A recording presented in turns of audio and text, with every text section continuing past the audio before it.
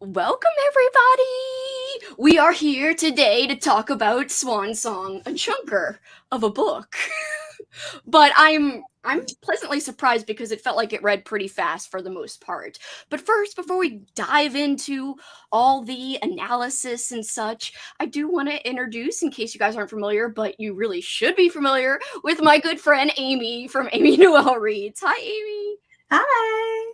Thank you for being here with me. And this is actually your second time reading Swan Song, but it's Ye- been quite a while since the first time.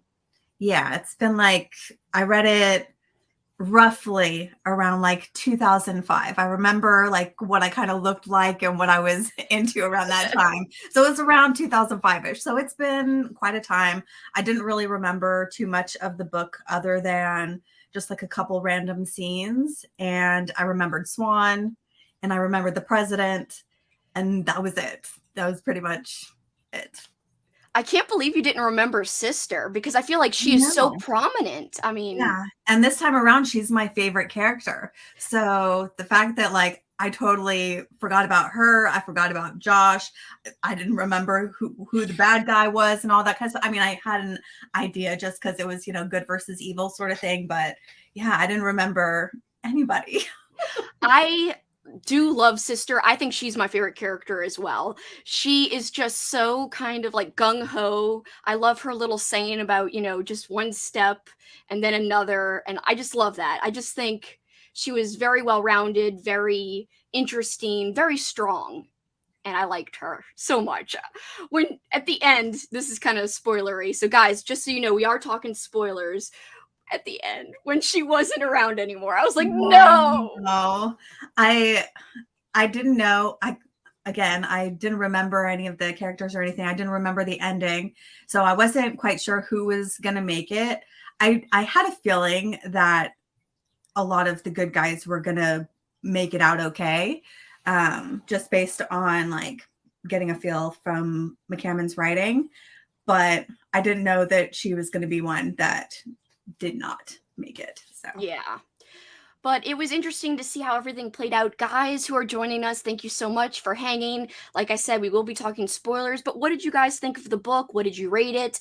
I know the majority of people gave it, a decent rating, but there were a few people who did not like it. And there are a lot of comparisons to The Stand by Stephen King, which I have read. I read that about 2 years ago, and I read it without audio. It was the wow. longest book I've ever read without audio, and Uh, I did read Swan Song with audio, so that was a big difference between my experience with The Stand and my experience with Swan Song. But overall, I do think they each have their own merits. I do think they're very similar in, good versus evil. There's like a big bad guy. It's kind of like a end of the world type of scenario, post apocalyptic. But I feel like, Stephen King's is more character heavy, not as many action scenes, whereas I feel like there are a lot of action scenes in Swan Song, and I kind of like the plot itself a little bit more. And that's just my, kind of off the cuff comparison of the two. It'd be interesting one day if you ever get to The Stand, Amy. It is to me a little bit slower, but the characters are really fleshed out. Like I gave that one a 5 star as well, I think, and I gave Swan Song a 5 star. I know you were a little torn, so how are you feeling about Swan Song? Talk about your feelings a little bit so we can start to dissect them. um, so I feel like it's a strong 3.5, but obviously Goodreads doesn't do half stars. So right now I just have it marked as red. I haven't decided whether I'm going to go up or down. But I feel like I liked this one more than I did Usher's Passing, just because, I mean, I liked the plots of both, but I liked more of the characters in Swan Song. So I feel like I could justify rounding up to a 4 for this one.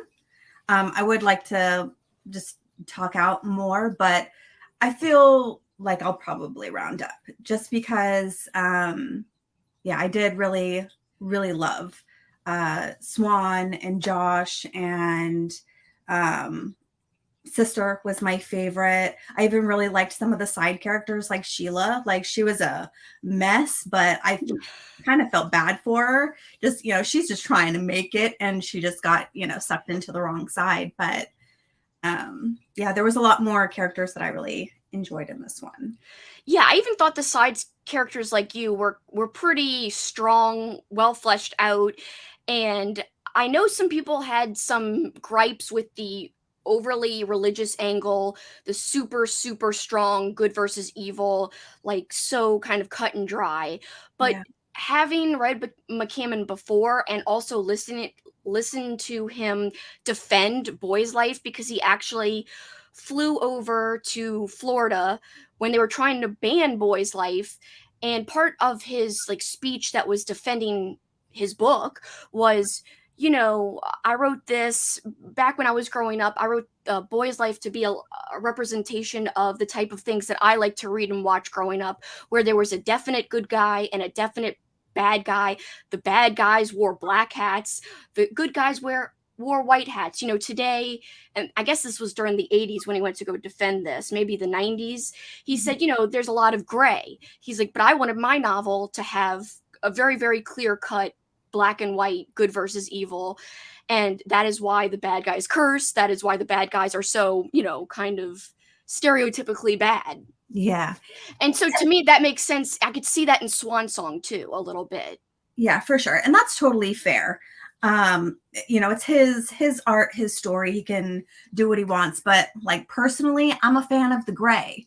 I like having characters, both good and bad, that are really varied and very like, multidimensional. They have a lot to them and it's not so cut good and bad. I felt like a couple of the characters kind of had a little tiny bit of gray, like Sheila. Yeah, like Sheila, even Sister, she wasn't. There's a couple moments where she's like, if you have to fight, you have to fight. Because Swan was she didn't want anything to do with any kind of violence. And there's a couple points where Sister is like, if you have to fight, you don't want to die just because you don't want to fight back or whatever. Yeah. But I am a fan of the gray. So the fact that it didn't bother me so much with the good guys, but with the bad guys, they just felt very stereotypical bad guys and not a lot of dimension. So for like my personal preference for what I like in a villain, that just felt like it was missing. But I do think that Robert McCammon, for the goal that he had for his bad guys versus, good versus bad or whatever, he did a great job. And that's totally fair if he wanted them, very clear cut. Yeah. And I do feel like I should have done what you did and go back and refresh on some of the people, but what was his name? Russell? The young kid? Who was like Roland. Yeah, Russell. Roland. I read this, guys, like a while ago, like at the beginning of February, so I'm not remembering it like I should. But Roland, I feel like, you could argue, well, he was so stereotypical. He was like, oh, you could see that he was kind of into violence in the beginning, where he pulled the wings off of the bug, and I was like, oh my God, I hate him already. But I think part of why he was so just stereotypically bad was because his mind kind of broke a little bit when they were all even the same is true with the general guy. I feel like they were all trapped down there and they kind of lost it. Even Roland's parents were down there and they ended up kind of losing it in the moment down there too. So I just feel like it was almost like a mental break more than he was always destined to be terrible. Even though I do think Roland was he had some kind of violence tendency to him or something. But I understand wanting more gray, especially in our big baddie, like the devil dude. But I did like the way he was described. I thought he was unique in that he had like a shifting face and a shifting mouth. He had flies coming out of his skin, which I really liked. I thought that was cool, so that he could have little spies going out and they were basically like bugs spying. I thought that was awesome. Now, I do think, I gave it a 5, but I guess, when I think back, it could have been a 4.5 technically, but because I love McCammon so much, and because this was like the quickest feeling 900-page book to me, I was like, I'm just going to give it a 5. It did not lag for me. It did not hold, back. I did like a lot of the action scenes. I just think those were so well written. It's so hard to write an action scene in a book, whereas, in a movie, you just see everything play out. But McCammon did a great job at putting the action on the page and allowing Mhm. you to really feel tense. Like during that shopping center scene. Oh my God. I was so like, oh my God, run, Josh, run.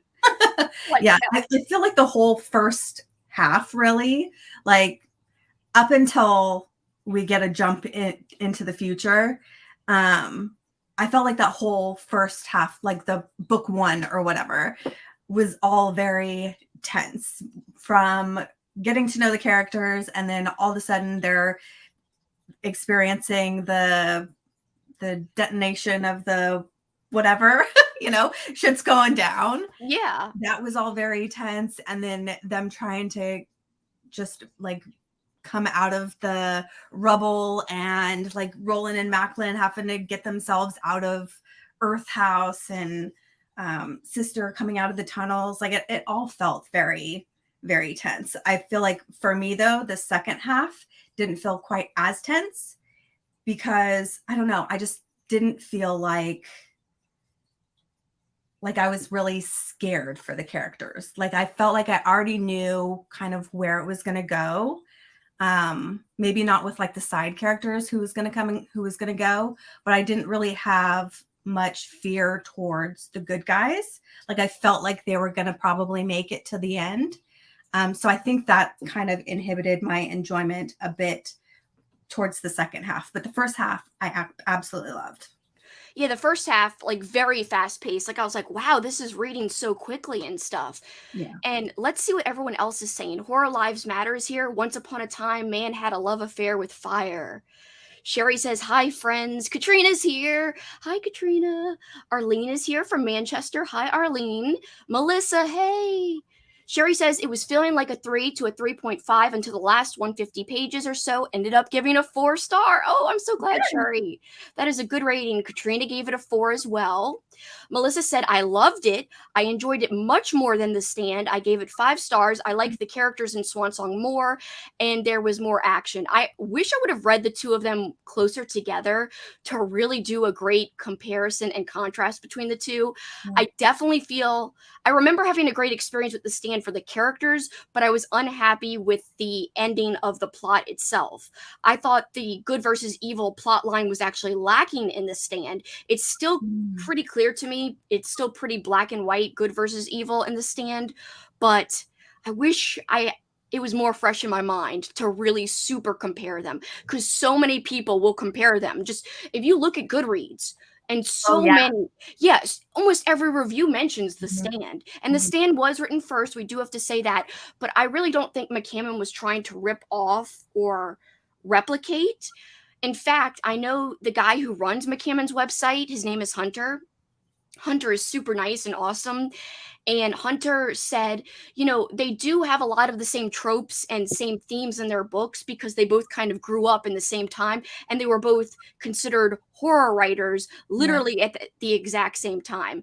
Now you could argue like it's too similar to be a coincidence here, though, because Andrew, my friend Andrew, it came from the page, everybody check him out. He alluded to the tunnel scene in The Stand. He said that he thought McCammon like ripped it off but didn't do it as well. I thought they Mhm. were completely different. I thought like, okay, well, of course New York has tunnels and stuff.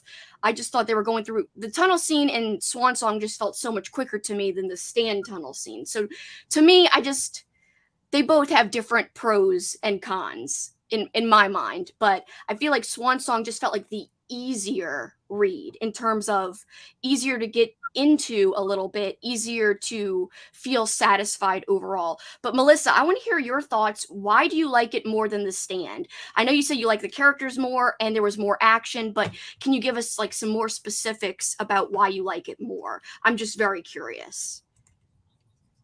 I knew the Homestead people were going to be evil, says Katrina. Yeah, that was kind of like, oh, I could tell that was going to happen too. Good point about bad versus good rules being obvious and very clear. I don't usually like character driven books and couldn't figure out why I didn't connect with many characters. Swan was my fave, though. TMO says, I love the read, although I thought the crown would have had a more significant role in the end, perhaps healing sister. Yeah, That's like, one of my complaints too. yeah, the crown kind of disappeared. Like she tried it on and then she started like glowing, but then she's like, I can't wear this anymore. And she puts it aside. Yeah, And and then then, yeah, we don't really hear about her using it after that. it would have came in so handy, like if throughout all of the ending stuff, like it would have came in handy, and instead it gets put in a bag and then it's gone. Yeah. Sherry says to her, the characters didn't feel super developed over a long period of time and thought that was a little odd. I thought the character development may be a little bit stronger in The Stand. Like I said, the action and the plot itself to me is stronger in Swan Song.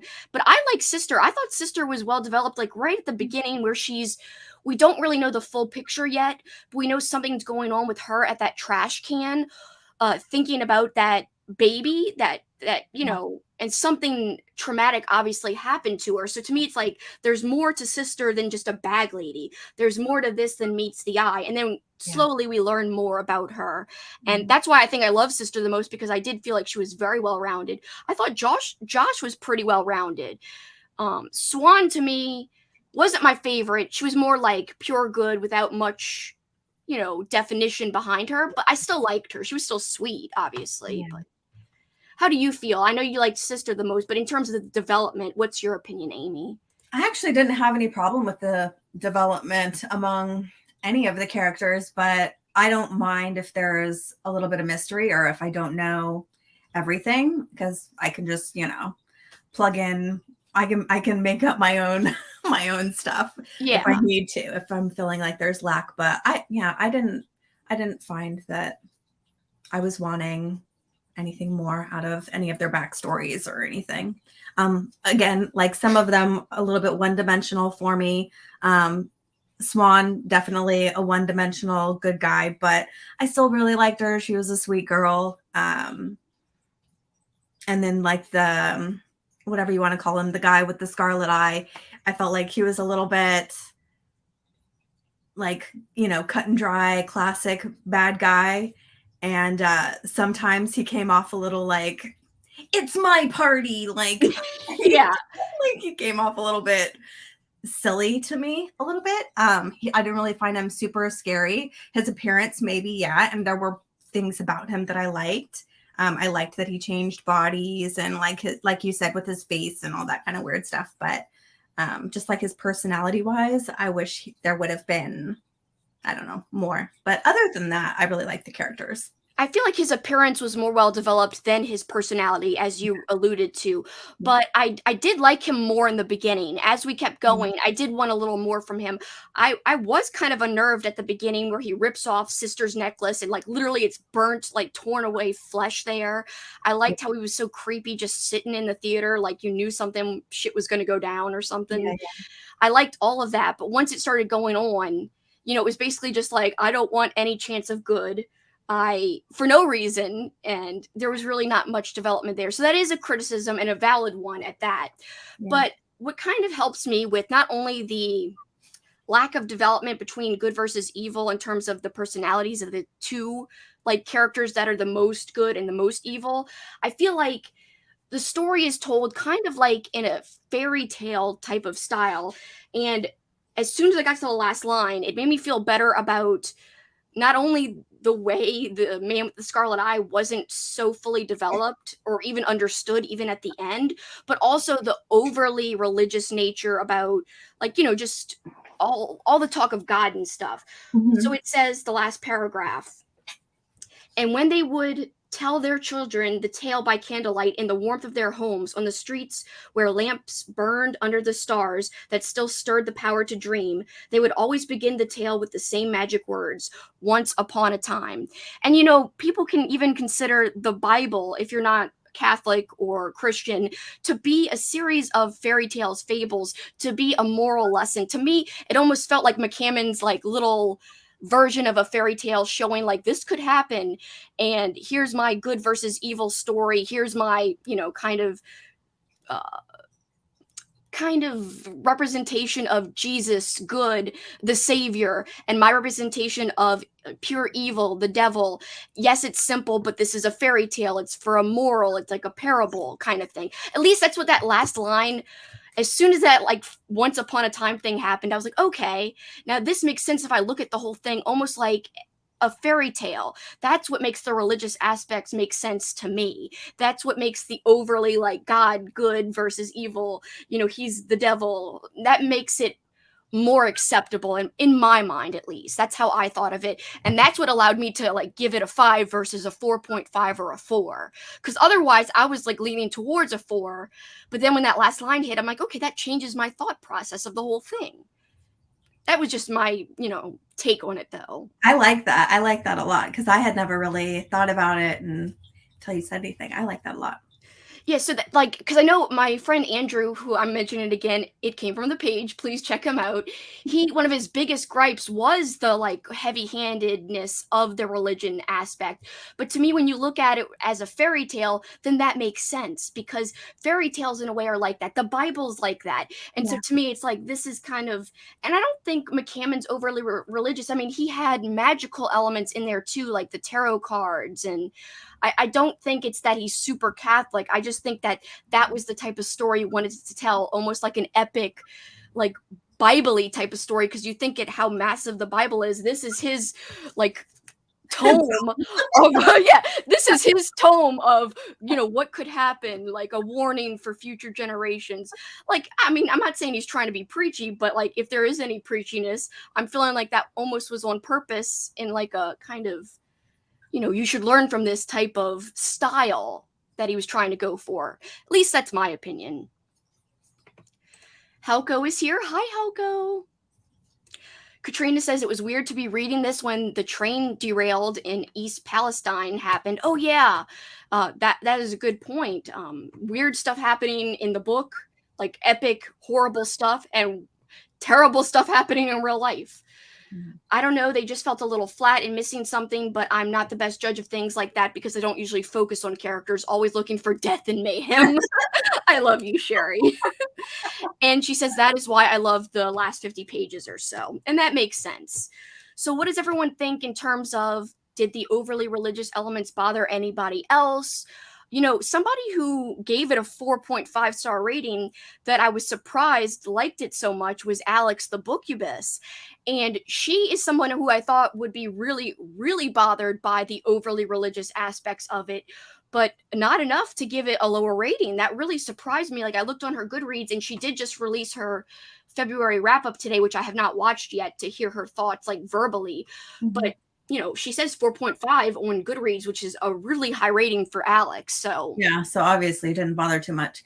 That didn't really bother me that much either. I mean, going into a book that's a good versus evil type post-apocalyptic, like I already was expecting there to be like clear good and bad, and that doesn't bother me, even coming from someone who's not religious. Like, it doesn't bother me to hear about God and devil and that kind of stuff in the book.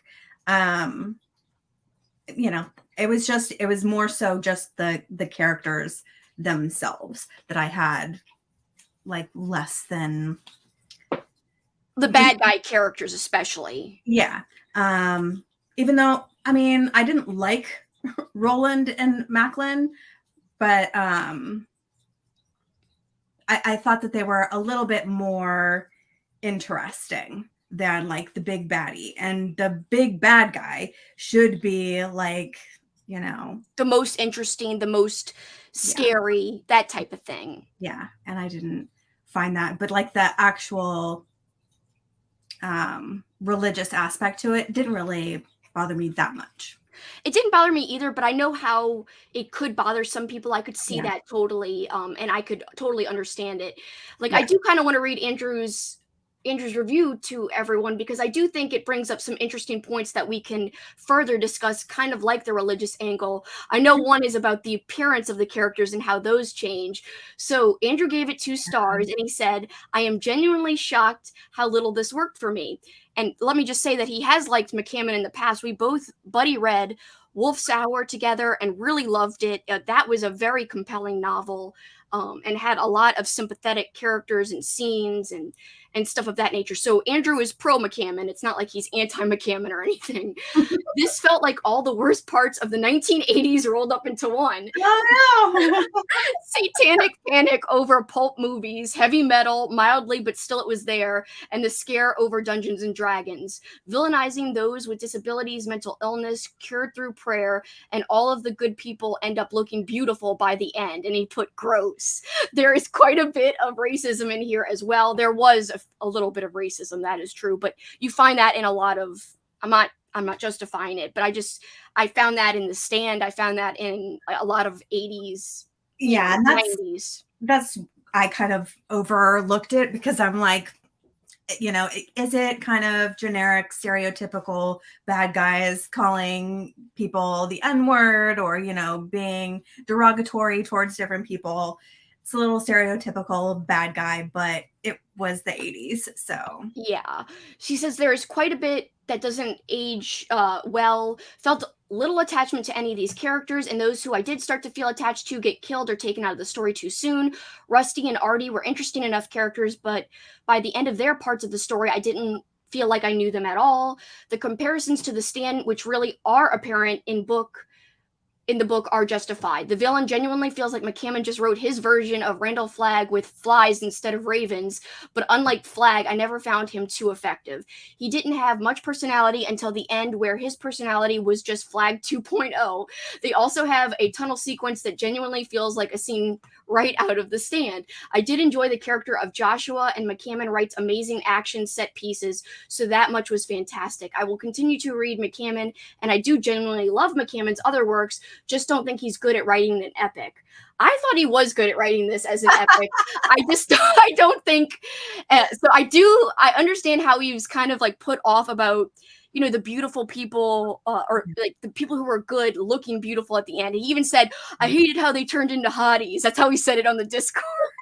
But I kind of like that in a way, because again, when you think of it as a fairy tale, well, then it makes sense. Then it's like, oh, this is the moral of the story. This is so black and white. This is this. Now, I will say, I would love to hear Katrina's thoughts on this, because she is a Stephen King fan, a big Stephen King fan. And I know her and Andrew were talking about on our latest video how they were pro Stand or team Stand. And I just want to, you know, hear about how Katrina feels about it. So Katrina, I'm putting you on the spot over here.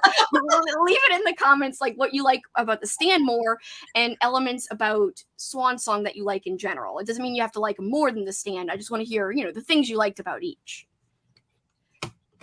I wanted more from the big bad, Katrina says, like that finger eating happened off the page, right? I don't remember that part, of course. I can't believe I don't remember that. Finger eating.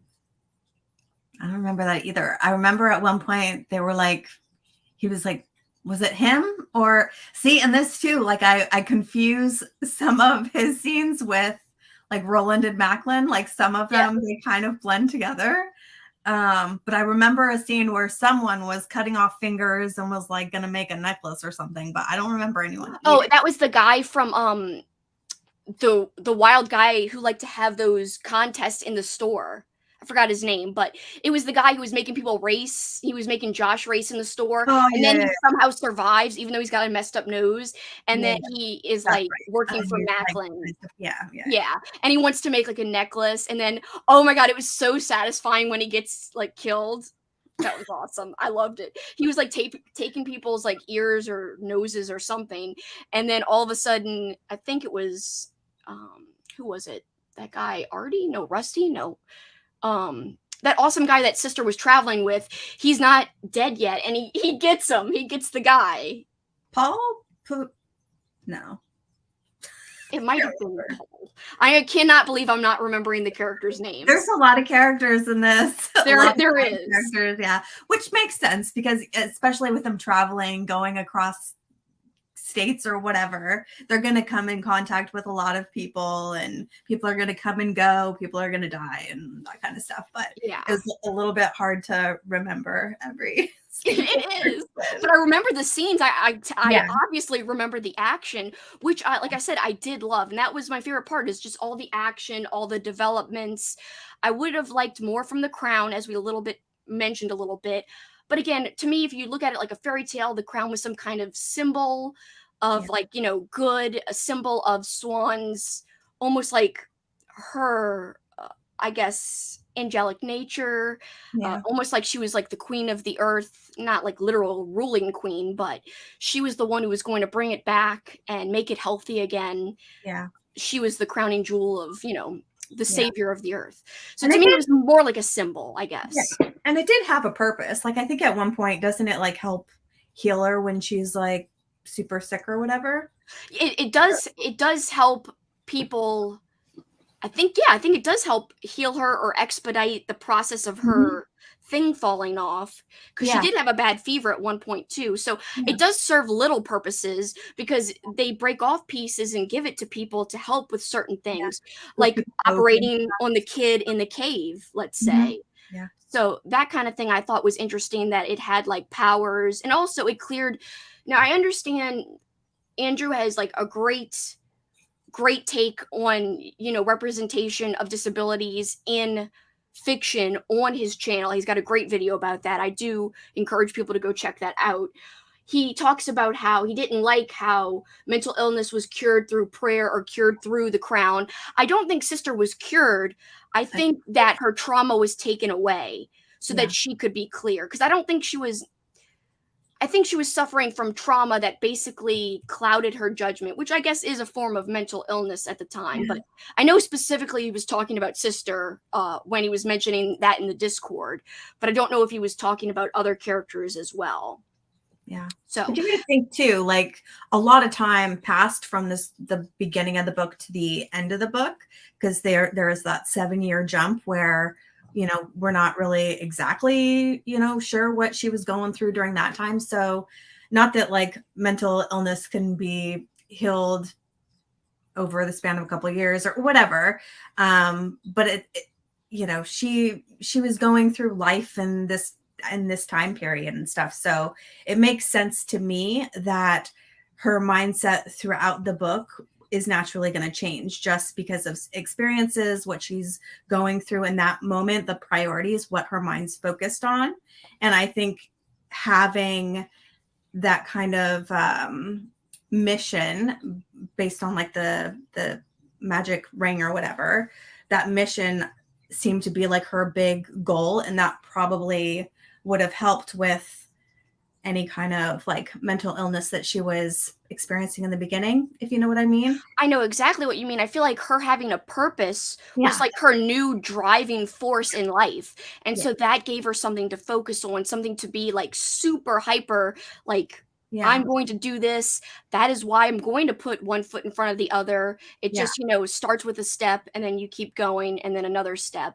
So to Yeah. me, her mentality made sense. Yeah, did the crown or jewel take away some of her clouded, thoughts and confusion when she had been living on the street? Yes. But I do think she also grew as a person on top of just having that Yeah. crown. Yeah, I think so too.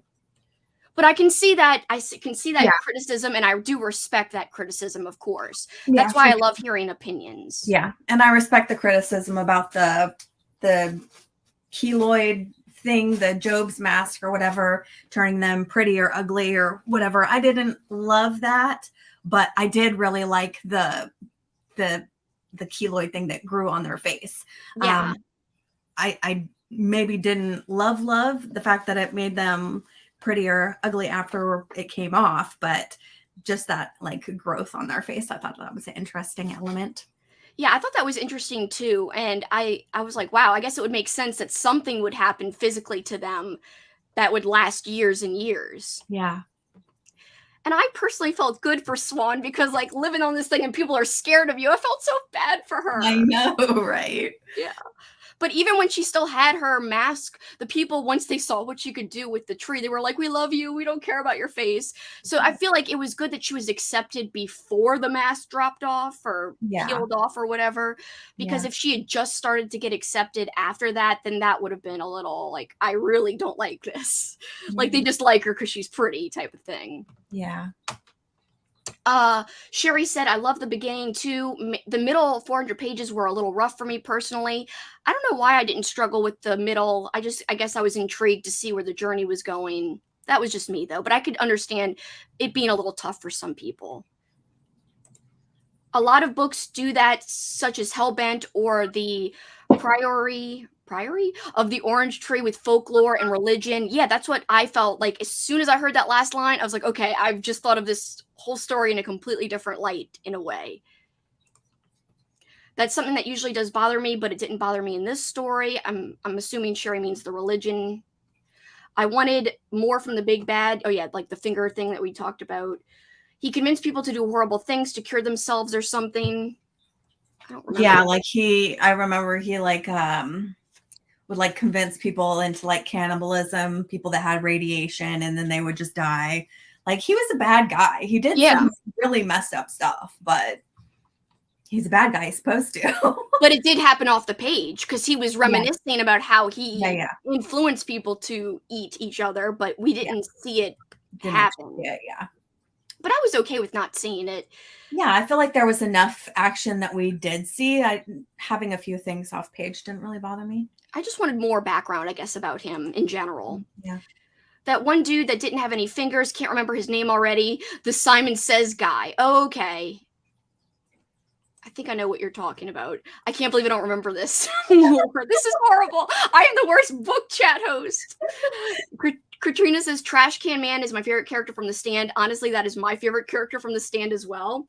They did a horrible job at recreating Trash Can Man in the new Stand show. Oh my god, so bad. Loved how he was sympathetic villain. Loved the opening of the Stand book way more. So iconic. I don't remember the opening of the Stand, so I do remember a car chase escape. So I do remember that. I think the characters from The Stand are better, so that's why I'm Team Stand. I do like the characters a lot from The Stand. There are characters that I really love, but then after a certain thing happens in The Stand, to me, like the plot just like dissolves and doesn't make much more sense. And that's why I'm like, yes. I know now you're like, you should totally read it to compare it, but it is like a beast. It is so good. I'm gonna have to be in a mood for that, but I am super curious, and I wish that like I would have had time to read both before this, just so I would have some idea, because the comparisons, just like you said, everyone compares them. Do you know how close they were written to each other? I know that Stephen King's was first. I think McCammon's was at least 5 years after. Okay. So it says first published in 1987, I think. Oh, so it's even more. Swan Song's even older, a lot further apart from The Stand than I thought. The Stand, I think, is 78. Let me look it up. Oh, okay. Yeah, 78. Oh, okay. So, wow, that's quite a difference. Almost, so 9 years. So that is, so I understand the comparisons and people, like, being like, oh, no, it's, like, the same, but whatever. The Big Bad said he was going around having people eat their fingers. That's what it was. I was like, when did that happen, dude? And just, like, reminiscing about it. I pictured Swan as a tree with her face covered. Yeah, like a walking, like, Groot. Like, that's what I pictured. Yeah. Or, like, Groot from the Guardians of the Galaxy movies, but with, like, no eyes and mouth. That's what I pictured. Like a tree head. I need to reread The Stand. I read it in 2019 with my eyeballs. It took me like 3 weeks. Yeah, I also read it with my eyeballs, and I think it was 2019 or 2020, so it wasn't that long ago. Just curious if anyone who felt Swan Song too religious also thought the same thing of The Stand, because that seemed to have a lot of religion in it too, with Mother Abigail and the ending. I thought it was religious, quite religious as well, but it didn't bother me with either. And I don't know... I know Andrew, it had been a while since he had read The Stand, so I'd like to know if that bothered him in terms of religion being featured in the story. Now, I will say, we've talked a lot about criticisms, which I do think a lot of the criticisms are valid. A lot of them I can overcome with certain, things that I felt while reading. Like, I love Sister so much. To me, like, that was the strongest character, and I thought, that's what I wanted. That's what I could overcome the lack of character development in other characters. Josh, I loved.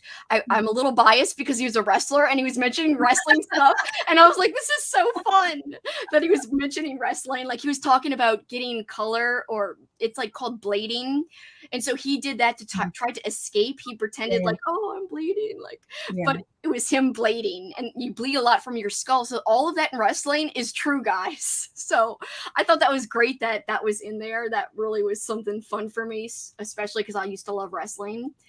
I will say that Sadie Hartman on Goodreads gave it a 5-star, and she's a huge Stephen King fan. She said, I finished Swan Song. This epic apocalyptic story has been a part of my life, forever in the background of my mind for so many days. I feel weird for a while to not be continuing on in this journey, but I know that it doesn't really completely go away. Now it's part of the framework. I've heard a lot of people compare this book to Stephen King's The Stand. I have no idea why, other than this is a story that is both apocalyptic and horrific. There is prolific antagonist that may or may not be the devil, but for me, that's where the similarities end. McCammon leans a little heavier on fantasy and magical realism here. So in a way, I found this book to be more comparable to Lord of the Rings, actually. We follow a few groups of travelers who go through tremendous trials in order to meet their end goal. Both groups of travelers are protecting a very special gift. The gifts are supernaturally trying to come together, and for 900 plus pages, it is our very special treat to watch events unfold and experience McCammon's unique talent of both exceptional storytelling and character building. In particular, I found McCammon's bad guys immensely compelling, especially the character Roland, who we meet as a child, a creepy child, and get to watch him grow into a monster. I look forward to the chapters with Roland's stories. I looked forward, I should say. Other favorites were our protagonists, heroes, Swan, Josh, and Sister. Not going to go into the plot or overshare, because truly, if you are a fan of horror and epic dystopian adventures, this one is a must, and it needs to be full of individual discovery. My own feelings. This is my third McCammon, and I'm falling in love with his writing style. He's much warmer on the details than Stephen King, actually. His wheelhouse is drawing the reader into a strangely intimate headspace where the experiences the characters go through feel familiar, nostalgic, and easy to relate to. Swan Song is an emotional read for me. I disappeared into its pages in an unexplainable, immersive way. It was almost unreadable at work because time would go by so quickly. It felt as though I didn't even have a lunch break. So I mainly read this at home at night in my bed. Readers who have faith in something bigger than themselves, a spiritual background, will enjoy the way McCammon handles that with some of his believing characters. So I'll leave with my recommendation here. This book is amazing. I loved every page of it. The book never felt idle. Each word bore intention and purpose. I was never bored or confused. I felt like I was sitting at the feet of an experienced storyteller, telling me the most epic, fully fleshed out story of his career. Boy's Life is still my favorite, though. Me too, personally. The Listener would be my second, and this book is a solid third favorite. If you haven't read this one, you must buy it and carve out ample space in your TBR to enjoy it. Savor it. I thought that was interesting because she is a huge Stephen King fan. So to hear her compare the two and almost give McCammon a leg up on The Stand in a way, in some elements, is interesting. She did give him credit for character development, which I would argue that the evil characters, not as fully developed as, Randall Flagg in some ways. And even some of the good characters aren't as fully developed. Like Swan isn't as developed as some characters in The Stand. So, I don't agree with every point she makes, but I think she makes a lot of great points. And I just think her opinion is very interesting considering how much of a fan of King she is. So I love seeing the differences of opinions here. It's wonderful stuff. Mm-hmm. I'm sure you want to read The Stand even more now because you're like, everyone's comparing it. What the hell? Yeah, I really do. Again, I don't think it's going to happen this year, but I do already have it on my shelf. So it'll happen one of these days. I mean, you and I were just talking about how we both don't think we're going to get to Blackwater this month. That's both on our TBRs. It's a massive undertaking as well. Like, what am I thinking? I just read Good House for your book club, and that was also a big undertaking, but that was very enjoyable. Great character development. There was nothing lacking in that character development, in my opinion. Very, very atmospheric, great characters. But yes, I hope you enjoy it when you get to it. It's good. I hope you like it. I hope so too. So let's see. I only made it 3 episodes into the new Stan show. Alexander Skarsgård as Flag did not work for me. He's way too hot for that role. I didn't know Yeah. he was in that. Yeah, he I is. can picture him. Yeah, I do think he was a little too, like, prim and proper to be Randall Flagg, and I don't know. There was a lot of problems, but there were some good parts of the new Stand show, I will say. Gave this book 4 stars. I've never read The Stand, not sure I will. I was going to ask you about the wrestling part. Yeah, I loved that. I was geeking out over it. I was like, ugh. I know that's stupid. Probably the same way I felt when tarot cards were mentioned. I was like, Yes. what? I know. I thought of you when the tarot card stuff came up. I was like, ooh, and they're describing the cards. And it reminded me. And he did a great job with that too. I was like, you better describe these right, sir, if you are going to describe these. I don't know if you saw, but in the Discord, Hunter, who, like I said, runs his website and who has met McCammon many times, he shared a picture of McCammon that he took at McCammon's house. He's got a framed, like, big thing of all these tarot cards on his wall. So he must be into, like, tarot cards or, like, the look and art of tarot cards. I don't know, but for some reason, there is framed tarot cards at McCammon's house. Or at least there was in the 80s. I don't know. Interesting. I know, isn't that weird? So I thought that was cool that he shared that picture. I was like, how neat is that? So he must like tarot. But yeah, I thought of you 100%. And I was like, oh, this feels like I'm watching Amy's TBR game with her, explaining the potential meanings. I loved that character who owned the tarot cards and did the readings and had a little bit of psychic energy. I loved her. Yeah. And that's why also I just feel like he had the religious elements, but he did have the magical, mystical elements, which to me, if you're going to present a sense of like religion and magic side by side, I don't think he was trying to be overly Catholic or preachy. I think he was just trying to like create a fairy tale type of world. But again, that's just my take. If you guys disagree, of course, that's cool. I love different opinions. Trash Can Man is way more compelling. What the heck? I don't consider Trash Can Man the main villain though of The Stand. So to me, Trash Can Man's kind of like a side character a little bit, but he is very compelling. He is multifaceted for sure. But I do feel like Roland is similar in a way that like there's something off with him and he turns into kind of like a monster, but he wasn't bullied like the Trash Can Man to have that backstory. That compelling backstory. I'm starting The Good House next week and Blackwater in April. Yeah, Blackwater. I'd love to get to it, but we will see. I know. I want to read it so bad. And I just know that if I don't read it while everyone's reading it, that it's going to be forever until I get to it. But I don't know if I can get it in. I know, especially because like now the Week of Weird's happening and I'm also doing like an Irish reading vlog, and then I want to read more books that Lexi has read recently. Like I want to do like a Lexi vlog. And so all of that, I'm like, how am I going to do all of that in Blackwater before freaking March ends? Yeah. Oh, and here Erie B says the audiobook for Blackwater is terrific. That's good. Katrina says, I don't think I'm going to get to Blackwater too. Maybe we should just buddy read it at a different time. Yeah. Stay that way, Katrina, and we'll do it later. Because I'm feeling pressure, and I don't like the feel of the pressure right now. Yeah. I love the tarot part too, and the vision of the skull before the shopping center attack. Yeah, that was cool. I love the shopping center sequence completely. That was so tense and scary. And the action was, like I said, well played out. Crystal is here. Crystal, we were just talking about the Week of Weird. How you doing, Crystal? So yeah, what did you think, Crystal? I think I saw you gave it a 4, or was it a little bit less? 100% reading it in April to get extra points for a Realmathon for the length. Oh, I didn't know that was one of the prompts was about length. I have to take a look at those prompts. I'm trying to maybe double dip whatever I'm doing for Old School April and make it work for Realmathon. We'll see. Yeah, I signed up for the Sanctum, whatever team that is, the horror team. So did I. Me too. But I don't know. I'm not paying any attention to it really, though. Like if I have things that I read that work for it, awesome. But I'm not going out of my way to to read anything for it.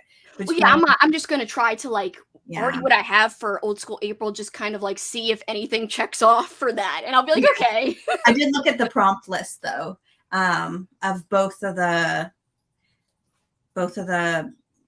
defense and attack or whatever it is. So I feel like I will have books that'll work, but whatever. I'm pretty sure I will too. Sherry also says, also, she'll be getting points for Old School April, of course. Of course you will.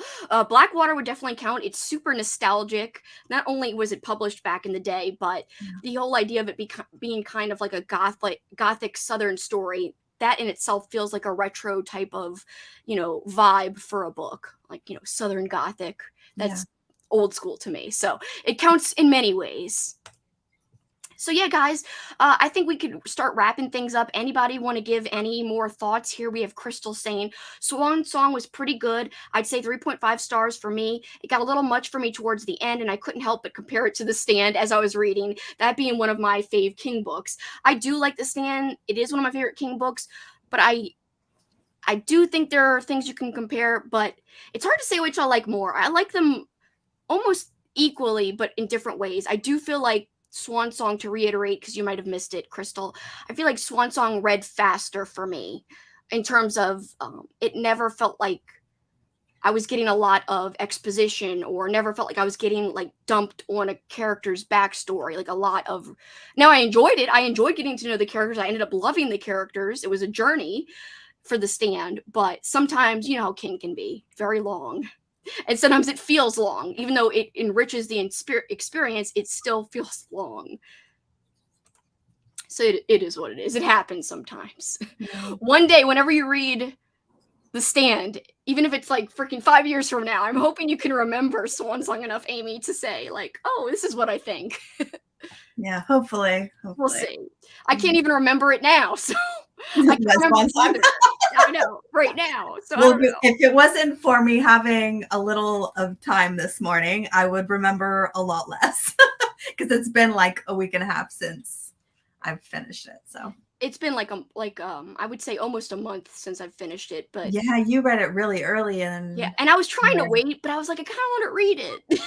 I don't know, because people, when people start in your Discord to read things, yeah, you're like, oh, I want to get in on the conversation. Then you're gonna forget when it comes to your chat, so it's like a double-edged sword. Oh, okay. Let's talk about this anyway, because I don't think I'm going to have a book club chat for this, because what can you say about it, Katrina? It's like, okay, it lacks in character development. It lacks in its ending, but it's fun as hell if you listen to audio. Pops. It's okay. So yes, did you like it, Katrina? I thought, it's not Shakespeare. Technically, is it like a 3.5? Yes. Did I give it like a 4.5? Yeah, because it was fun. The audio was so over the top and just a good time. So I really loved it personally. It was just kind of one of those turn your brain off, enjoy the ride type of books. So I am glad I read it. I'm glad Ali picked it out. Do I think it's worthy of a full book chat like Swan Song? No, not at all. Yes, it was definitely fun. It was a fun creature feature. I totally agree. Could have had more in terms of character development and the ending, but I want to read more in the series, because if all the audiobooks are that fun, oh hell yeah, sign me up. So yeah, it was a good time. But yeah, in terms of just wrapping up Swan Song, a book I'm so glad I read. I do think it's going to be a book I'll remember for a while in terms of the plot developments, the characters that I did like the most. Like yeah, I'm forgetting names and stuff, but I won't forget Sister. She will stick in my mind because she is, I think, the one character that was the most developed, and I just think she's hard to forget. I like her a lot, so I don't think I'm going to be forgetting her specifically. Yeah, hopefully I won't forget her again this second I know round. I can't believe I forgot as much as I did. I mean, like you said, it was a long time ago, and I've read a lot of stories coming in. I got to make room somewhere. I know. I feel the same way, especially this month. I'm like killing it. Like on my TBR, I'm like, damn, I read a lot this month already. How is this possible? Audiobooks is the answer, but still. But yeah, that is why I'm forgetting the little side characters, but I will not forget Sister, at least for a while. And again, I do think, to me, I loved it. I'm not going to say if I loved it more or less than The Stand, but I feel like I'm glad I've read both. And I think they both have special elements to them. And I think they're both worth reading. And they both have really strong prose to them. Not PROSE, but like pros and cons. So PROS. Yeah. Yeah, I think they both have strong points to them. So to me, Yeah, that's my take on the big comparison between the two. And again, I do feel like one reads faster than the other. That's just me, though. I know not everyone had an easy time. Like Sherry struggled a little bit in the middle of it. I know you liked the beginning more than the end, Amy. But as we wrap things up, what are your final thoughts? Like, what do you want to say to wrap up your thoughts on the book?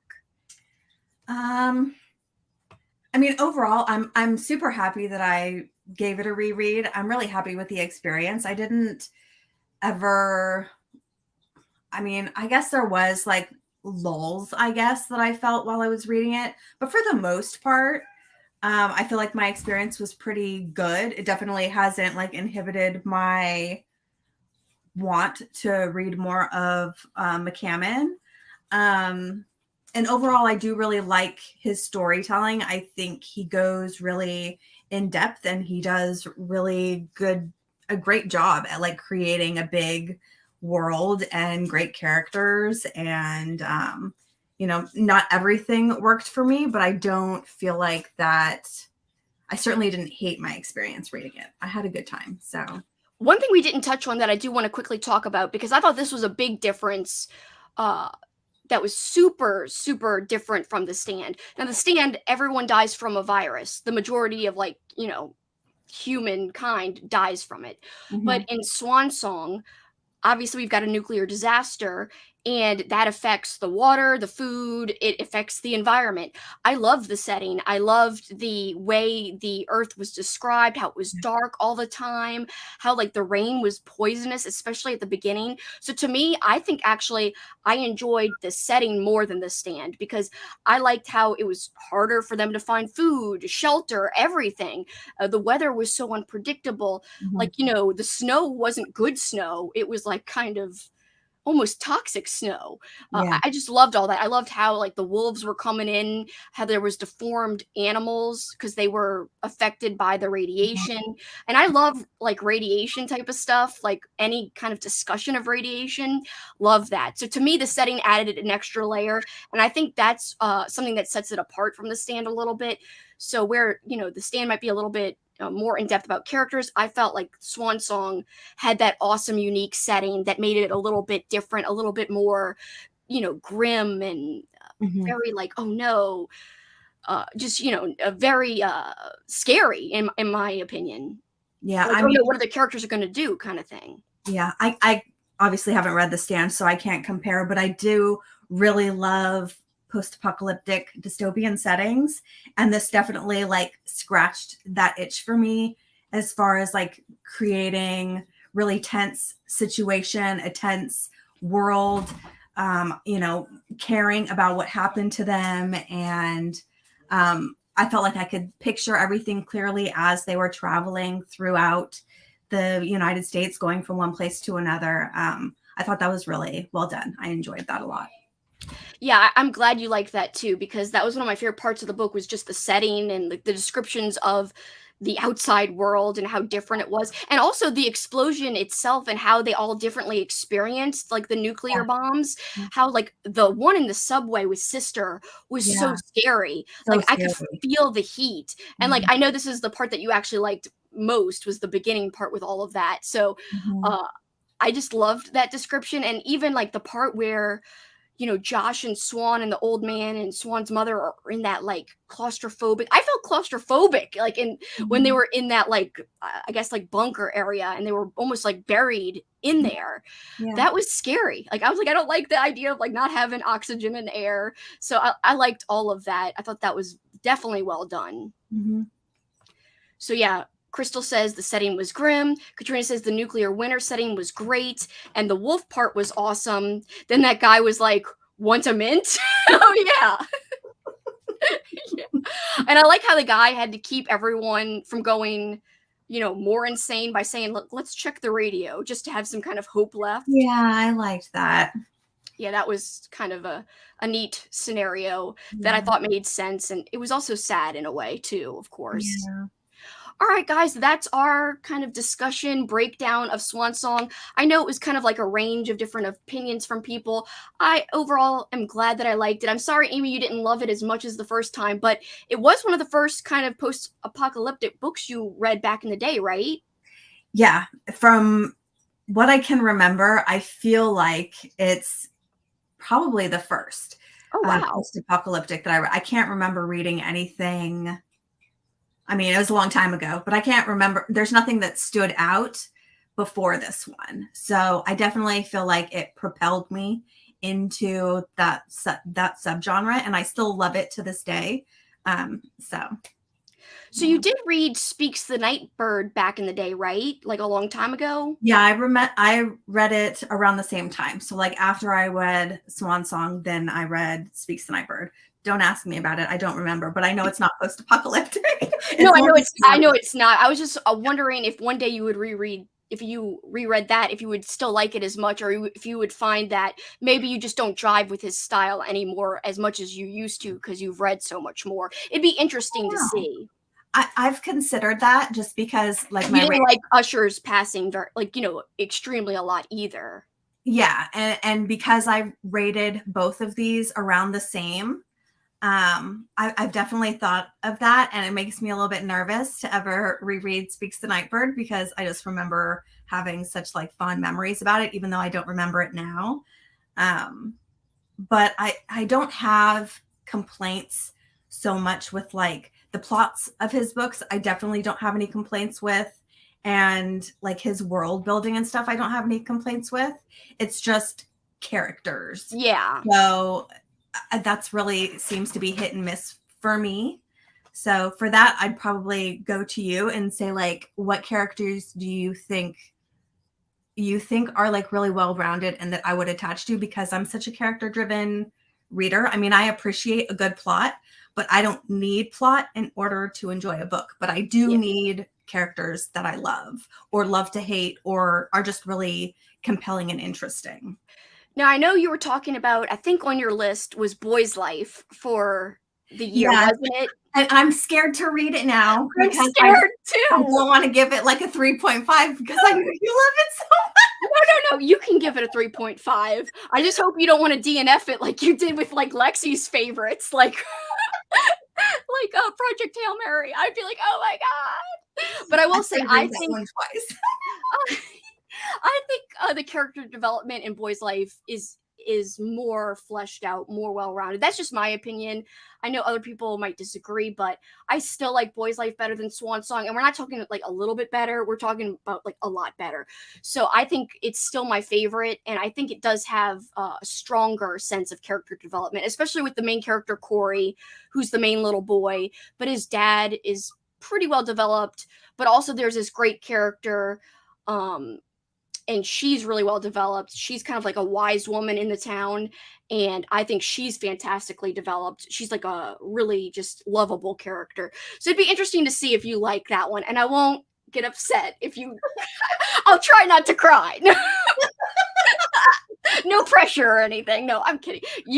I am always up for different opinions. I always tell people it's perfectly okay to agree to disagree as long as we do it with respect to each other, Yeah. and we don't kind of bash each other's Yeah. opinions in terms of like you're so silly for thinking that. I Yeah. would never, like Katrina saying she likes the stand more, she thinks it's more iconic. I would never be like, Katrina, what are you thinking?